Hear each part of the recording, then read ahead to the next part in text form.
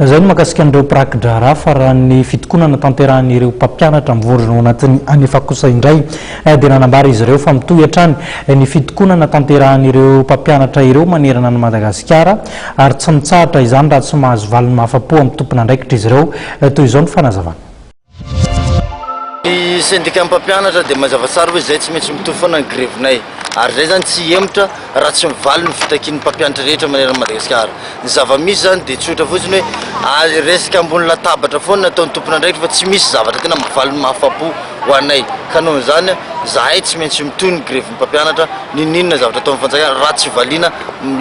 azo ampelantanana ilay zavatra takiana. Eto zay dia efa mpifantatra fa mifaritra i automatsiatra ny boeny ary vakinakatra zao efa manomboka androany migrevy daholo koa mpampianatra rehetrarehetra. Nanao sitiny zay nanenjika an'ilay fananganan-tsaina satria mba amizay mba tratranay tsara eto ilay tompona andraikitra fa satria fantatra foana rehefa migrevy ohatran'izao mitsoka daholo ny tompona andraikitra dia nezanay nitratrarina teo dia hitany tsara zay migrevy satria zay tsy matahotra an'izany fa raha pitsy mbola mitohy ihany ny grevy ataon'ny mpampianatra. Vao nisy an'ilay zavatra teo dia niantso moa zareo hoe dia ndao nao resaka ambony latabatra fa zavatra misy dia lembonana zay ka tsy tia zavatra boribory tsony fa zavatra efa mazatra foana le tsotra hoe andalana fikarakarana ny ministera. Le olona raiky amby folo lazainy fa tsy manaraka an'izao tololanay izao tsy nisy nanao fanambarana fa hoe fantatra fotsiny hoe resaka fampidivana ny tena marina ampidivana aminay syndicat fa zay rehetrarehetra mbola tsisy nanao fanambarana hoe rakoto na ny rabe na syndicat ina